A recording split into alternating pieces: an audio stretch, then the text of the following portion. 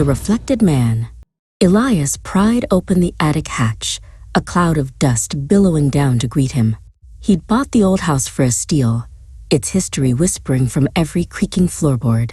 The attic was a treasure trove of forgotten things, shrouded in cobwebs and the scent of time itself. In the far corner, something large was draped in a white sheet, waiting. He crossed the creaking floorboards and pulled away the sheet.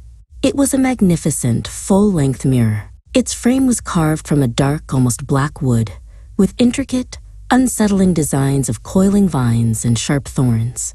The glass itself was cloudy, its surface reflecting a distorted, murky version of the attic. He felt a strange, cold fascination. Despite a growing sense of unease, Elias wrestled the heavy mirror down the ladder and into his bedroom. He spent the afternoon polishing the glass until it gleamed, the murky film giving way to a perfect, clear reflection. He hung it on the wall opposite his bed, admiring how it seemed to double the size of the room. That night, sleep came fitfully. He awoke with a start, his heart hammering against his ribs. In the pale moonlight filtering through the window, he glanced at the mirror.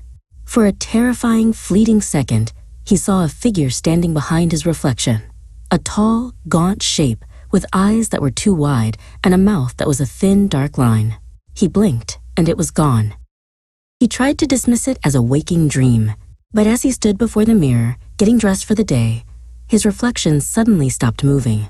While Elias continued to button his shirt, his mirrored self stood perfectly still, its hands hanging limply at its sides. Then, a slow, cold smile spread across its face. Panic seized him. He stumbled back, his breath catching in his throat. The reflection, the other, tilted its head, its movements fluid and wrong. It raised a hand and pressed its palm flat against the inside of the glass, the gesture a silent, mocking greeting. It was trapped, but it was aware, and it was watching. He had to get it out of his house. He grabbed a corner of the heavy frame, pulling with all his might, his muscles straining. But the mirror wouldn't budge. It felt as though it were fused to the wall, an immovable, malevolent eye in his room. From within the glass, the other watched his frantic struggle, its cold smile widening.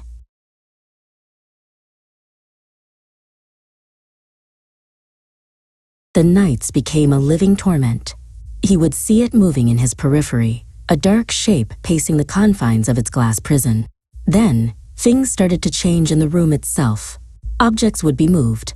A book left on his nightstand would be found on the floor. The bedroom door, which he always closed, would be slightly ajar in the morning.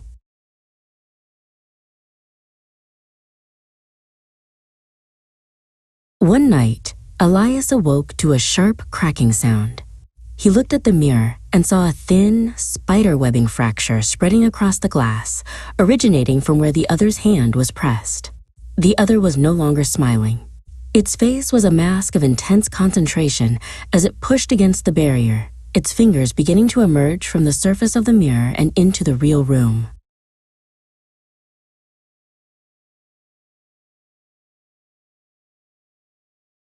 He screamed and scrambled out of bed, but it was too late.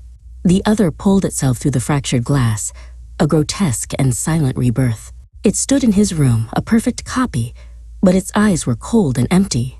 It turned to look at him, and as it did, Elias felt an irresistible pull, dragging him forward. His own hands hit the cold glass, but this time from the inside. He was the reflection now, and in his room the other smiled, finally free. Subscribe if you